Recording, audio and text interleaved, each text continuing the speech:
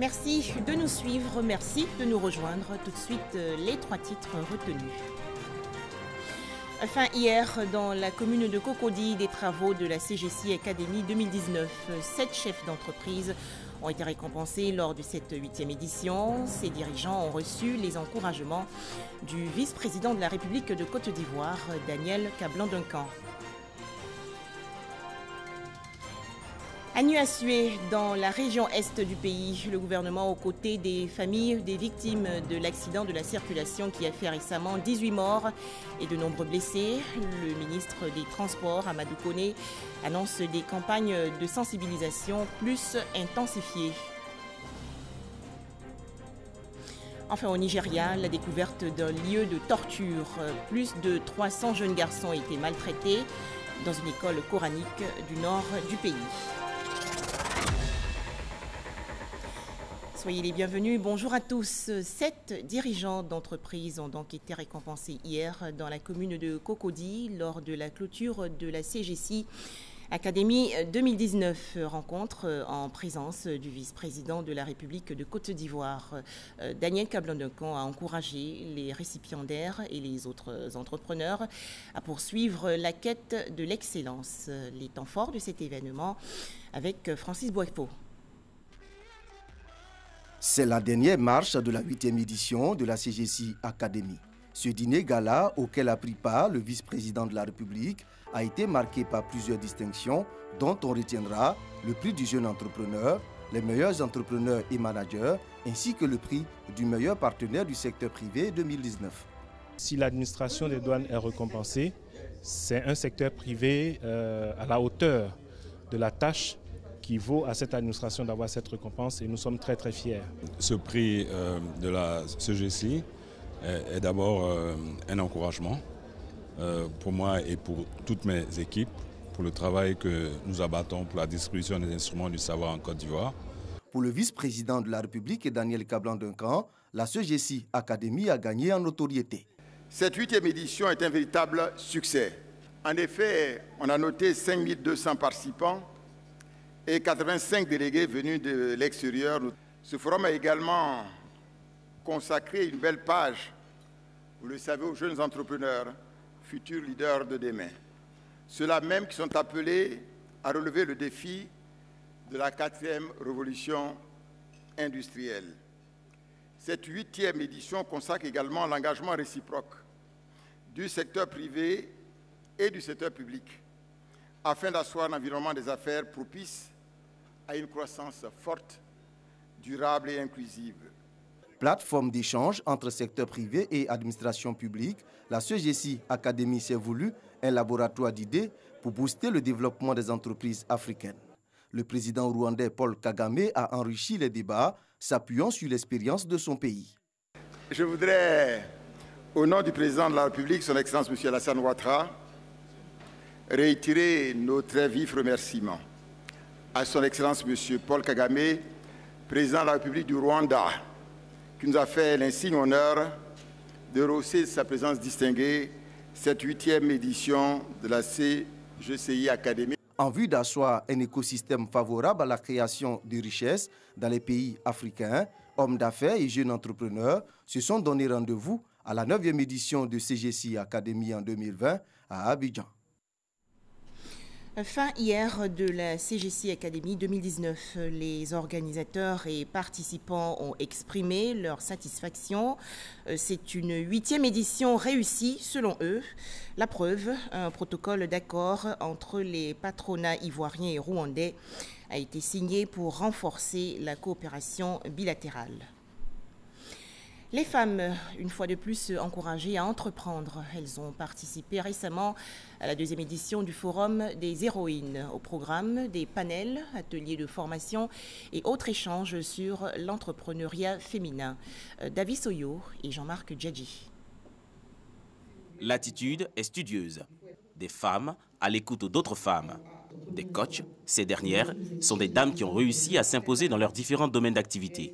À l'occasion de cette 2e édition du Forum Les Héroïnes, elles sont venues partager leur expérience et inculquer le leadership féminin et l'esprit entrepreneurial aux participantes. Il y a beaucoup de moments où on a des doutes dans notre carrière, où on a des doutes quand on commence à faire de l'entrepreneuriat. Mais c'est très important de se rappeler que si d'autres l'ont fait, si d'autres femmes l'ont fait, nous aussi on peut le faire. Donc il ne faut pas se mettre des limites dans nos esprits, parce que ce sont ces limites dans nos esprits aussi qui limitent tout ce qui est changement pour gérer tout ce qui est inégalité du genre. Il faut apprendre auprès des personnes qui s'y connaissent l'humilité, le risque, et par derrière avoir la culture de l'épargne. C'est très important pour se lancer dans l'entrepreneuriat. Panel, échanges et ateliers de formation sur le développement de l'estime de soi, du management, de la motivation et de la gestion du stress ont animé cette rencontre. J'ai tellement appris de choses, mais j'ai gardé à l'esprit qu'il faut être dans la transmission, transmettre à nos sœurs. Il faut que je me dise, mais pourquoi pas moi en termes de défis, pourquoi pas moi en termes de challenge pour moi-même et pour les autres. Et je garde aussi à l'esprit qu'il faut y aller avec passion. Outre la célébration de la femme et les formations, ce rendez-vous féminin est le lieu de formuler des plaidoyers pour la promotion de la mixité dans les entreprises. On veut que les entreprises prennent conscience que les femmes doivent prendre leur place pleine et entière à tous les échelons dans les entreprises. Il faut vraiment que cette idée imprègne les esprits des grandes entreprises et des PME. Donc il y a vraiment un aspect plaidoyer en faveur de la mixité dans les entreprises, que les entreprises encouragent pleinement la place des femmes. Et d'ailleurs, on a aussi lancé au sein du groupe Jeune Afrique une charte de la diversité du genre. 3 prix ont été remis aux entrepreneuses ivoiriennes qui se sont distinguées dans leur secteur d'activité. Le Grand Prix Sisley 2019 pour la réussite des femmes ivoiriennes est revenu à Adja Mariam Soro grâce à son studio d'animation et de production. 140 millions de francs CFA pour financer les projets agricoles des femmes de la Nawa dans la région sud-ouest du pays. Le conseil régional de la Nawa a signé récemment un partenariat avec l'agence de coopération internationale allemande pour le développement. Il s'agit du programme Aprovina. Découvrons-le avec Francis Boifo.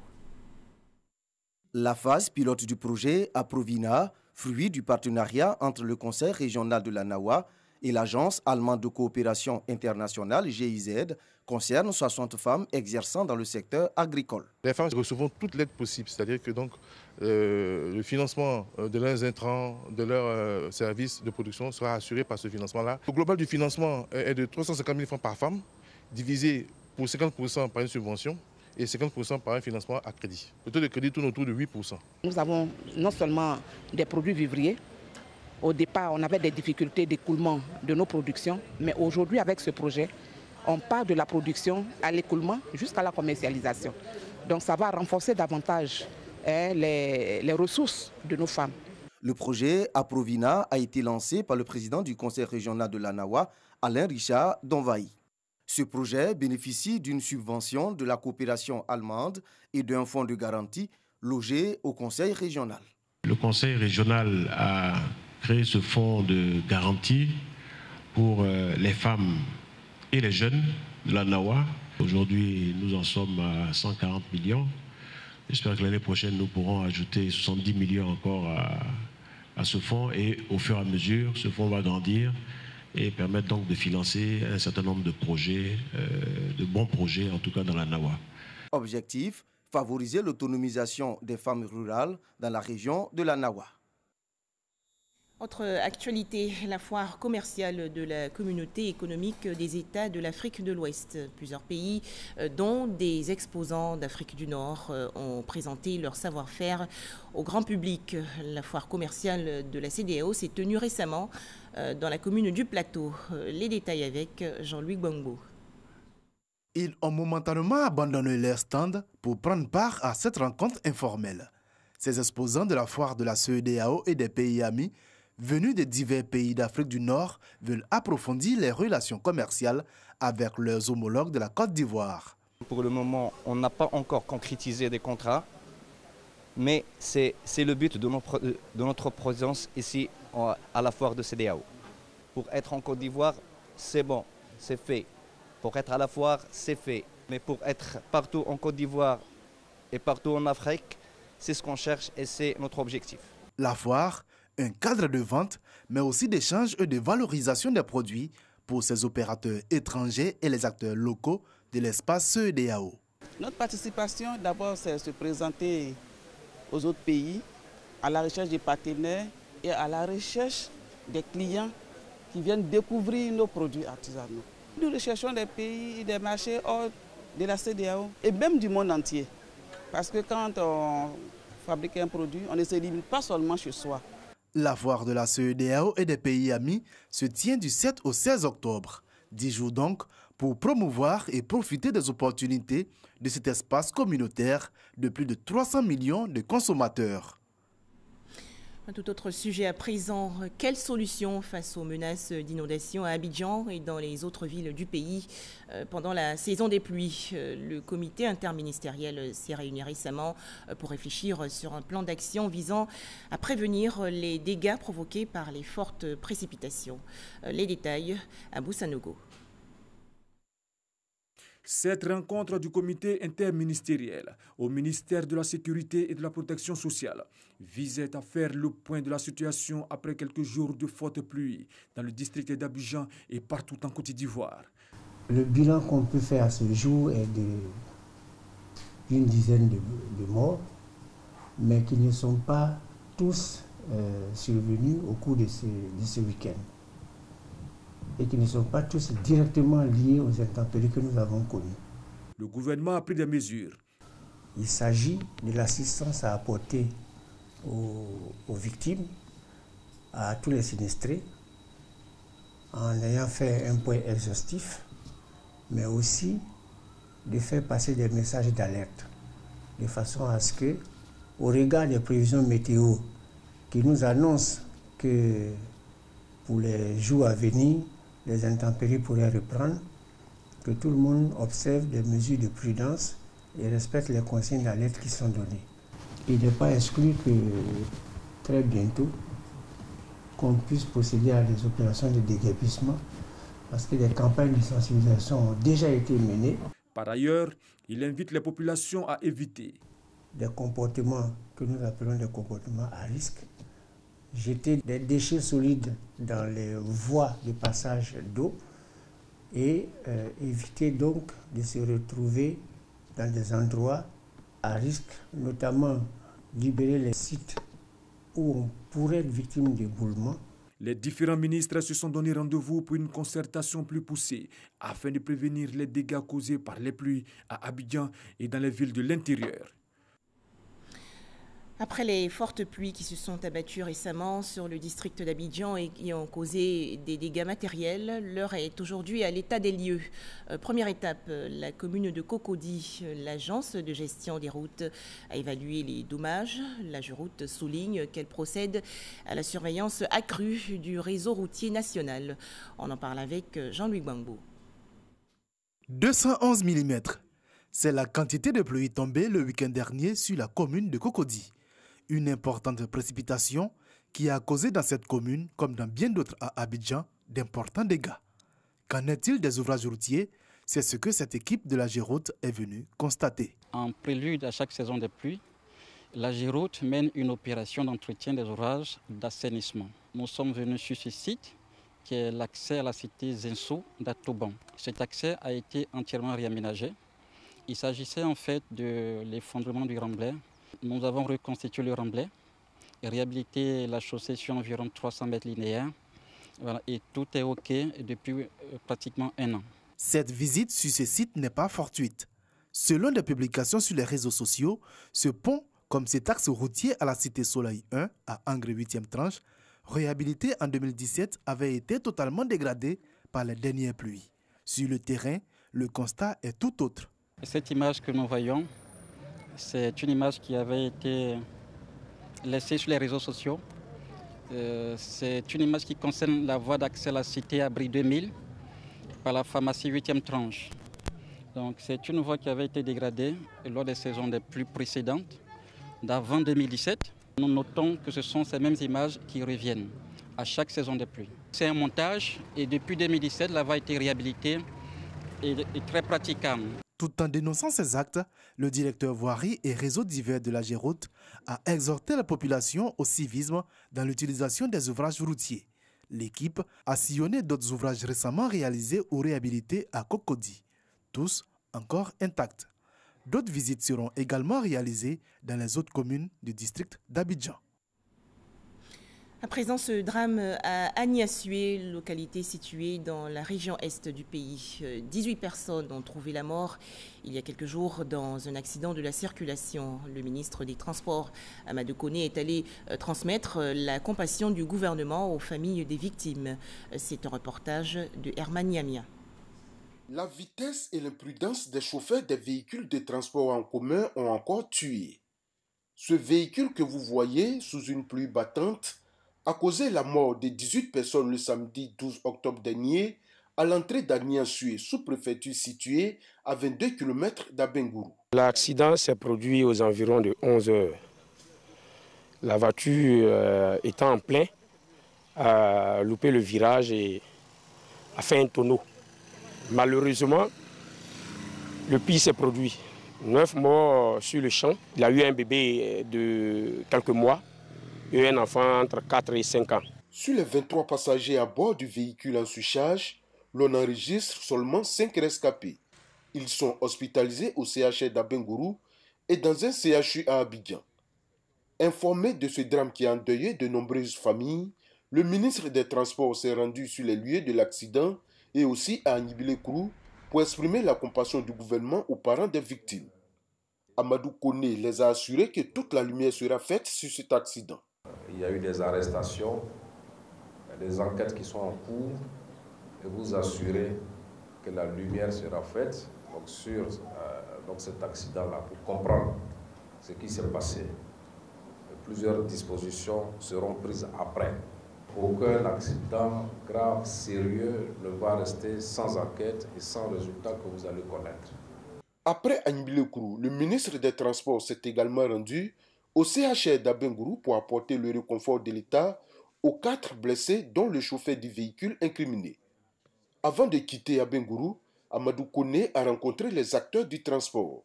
À ces derniers, il a révélé que la sensibilisation va certes continuer, mais désormais, la répression va s'intensifier. Après toutes ces campagnes de sensibilisation qui se font tout le temps, nous sommes véritablement dans une phase de sanction.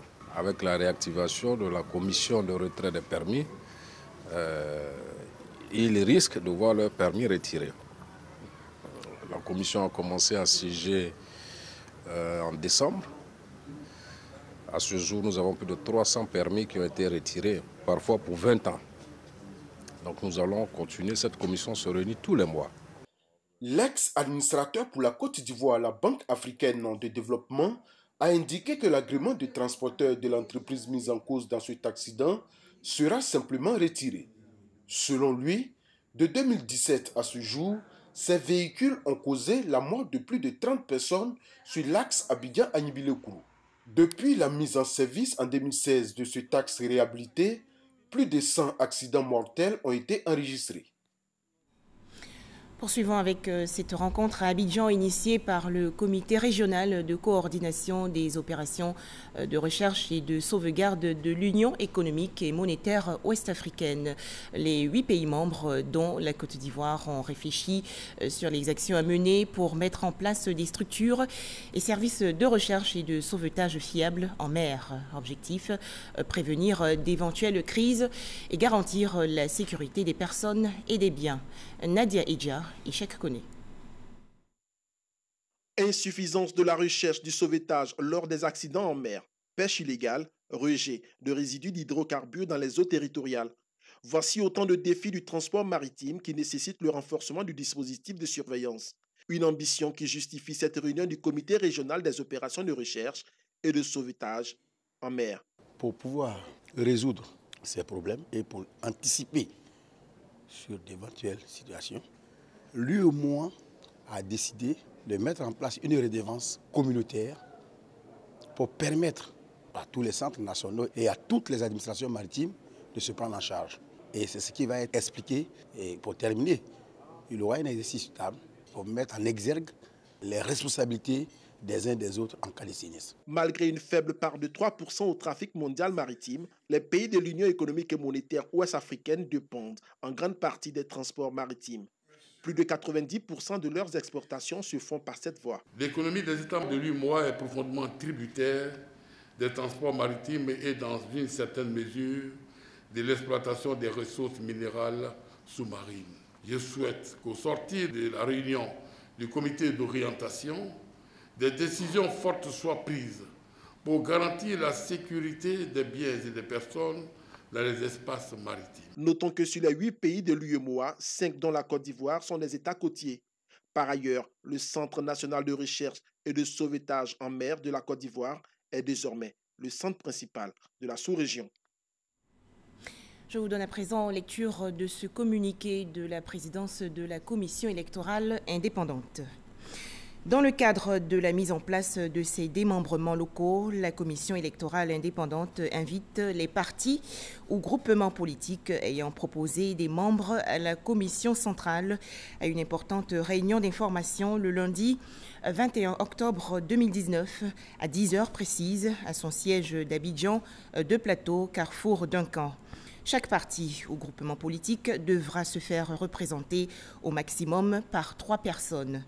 À cette occasion, il sera remis à chacun de ces partis ou groupements politiques un kit contenant notamment le mode de désignation de leurs représentants au sein des commissions électorales locales, fait à Abidjan le 11 octobre 2019, signé le président Ibrahim Koulibaly Kuibert. Toujours en Côte d'Ivoire, l'annuaire statistique d'état civil 2018 présenté récemment aux partenaires du développement. Ce document, selon le ministère de l'Administration du Territoire et de la Décentralisation, dispose des données fiables sur les naissances et autres décès. Les explications détaillées de Éric Goré. L'annuaire statistique d'état civil de l'année 2018 est prêt. Ce document contient les données fiables concernant les actes de naissance, de décès, de mariage et de divorce. Présenté aux partenaires sociaux, cet annuaire servira à l'administration ivoirienne et aux partenaires au développement de repères. Ça vient régler une question de disponibilité de données fiables sur les faits d'état civil, naissance, décès, mariage. Ces faits d'état civil sont les éléments statistiques qui permettent à un État moderne de planifier son développement et de se projeter dans l'avenir. Si nous avons ces données, nous pouvons, en rapport avec nos partenaires de développement, prévoir des châteaux d'eau, prévoir des maternités, prévoir des écoles. En 2006, 45% d'enfants n'étaient pas enregistrés dans les registres d'état civil. Ce taux est au rabais aujourd'hui avec 28% de naissances non enregistrées. Une avancée saluée par l'UNICEF. On voit qu'entre 2006 et 2016, une augmentation dans le nombre d'enfants de moins de 5 ans qui sont enregistrés à l'état civil. Les annuaires statistiques aussi nous montrent que chaque année, il y a une augmentation dans le nombre d'enfants qui sont enregistrés à l'état civil. Néanmoins, il y a toujours les efforts à faire. Ce document administratif sur la situation d'état civil en Côte d'Ivoire note aussi que 55,40% de taux d'enregistrement de naissance se fait dans le délai. Quant à la proportion des divorces, 46,80%. C'est-à-dire qu'une personne mariée sur 2 divorce pour diverses raisons.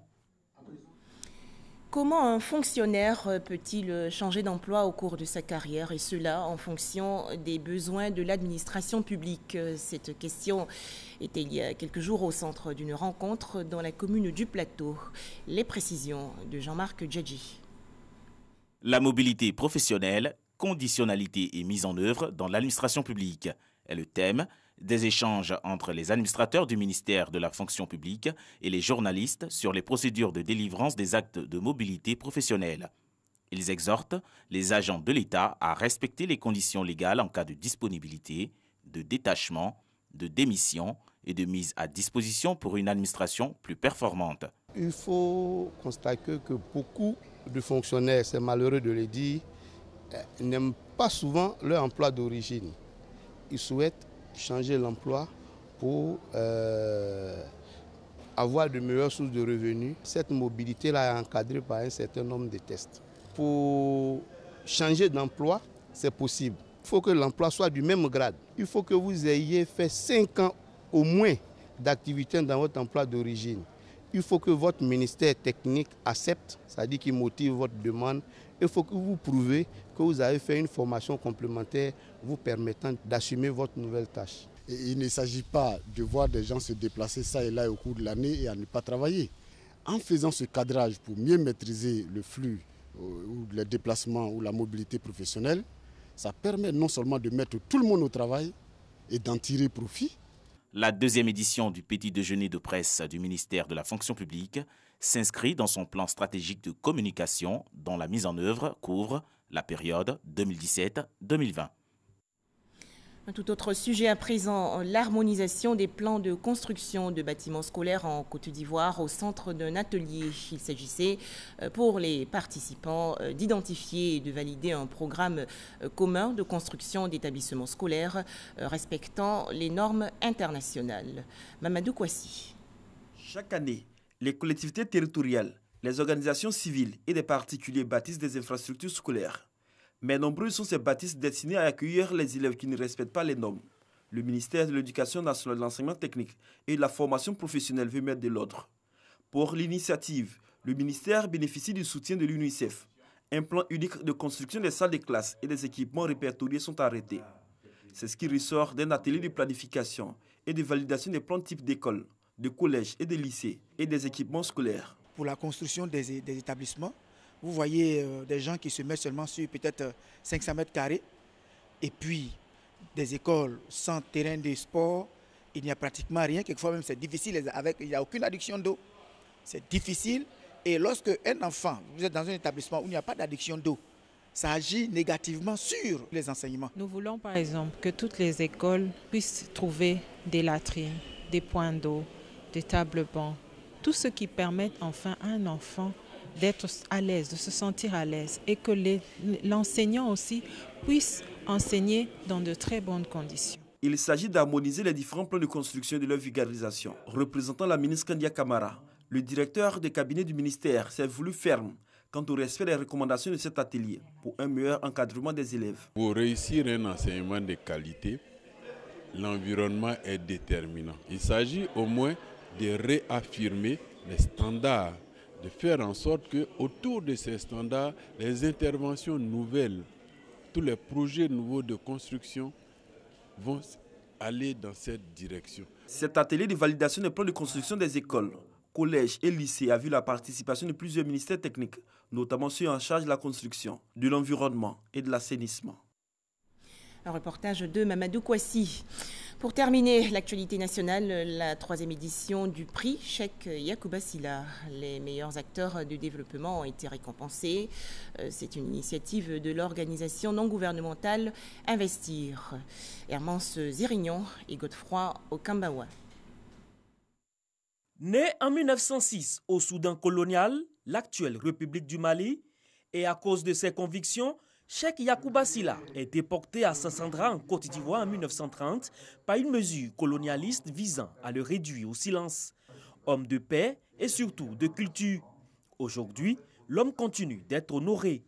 À l'initiative de l'ONG Investir, les membres de la famille et descendants de Cheikh Yacouba Sylla procèdent à la remise des trophées et diplômes aux lauréats de la 3e édition du prix du meilleur acteur de développement qui porte son nom. Yacouba Sylla a mis au centre de sa réflexion, de sa philosophie et de toutes ses pensées, le travail. Et d'ailleurs, il nous apprenait que le travail est un acte de foi, est une autre manière d'adorer Dieu. Mon Mami Wata, à moi, c'est le travail, aimait bien le dire, Cheikh Yacouba Sylla. Et ses lauréats de l'édition 2019 l'ont compris. Ils font de leurs différents métiers un outil de développement. Ce prix, c'est vrai, ça vient récompenser le mérite comme il a été écrit sur ce tableau. Mais en même temps, c'est un message pour mieux faire, pour dire que désormais, vous êtes dans le viseur. Je vais tout faire, travailler encore pour mériter d'autres prix. Roland Zakpa Komenan, président du conseil régional du Lodjibois, a instruit l'Assemblée sur le parcours historique de Cheikh Yacouba Sylla à travers le thème Cheikh Yacouba Sylla et le développement en Côte d'Ivoire. Aux côtés du président Félix Houphouët-Boigny, il a été l'un des grands bâtisseurs de la Côte d'Ivoire moderne. Et nous lui devons cela. Décédée en 1988, une communauté porte son nom, la communauté Yacouba Sylla. Elle est estimée aujourd'hui à plus de 20 000 membres et se distingue par son mode vestimentaire, tous vêtus de blanc. Et la récitation journalière du zikr, une prière dédiée à Allah. Enfin, effroyable découverte hier au Nigeria. La police a trouvé dans une école coranique de Dora, dans la région nord du pays, plus de 300 jeunes garçons enchaînés, torturés et abusés sexuellement. Ces jeunes victimes ont été libérées. Voilà, merci de nous avoir suivis. Excellent après-midi à tous.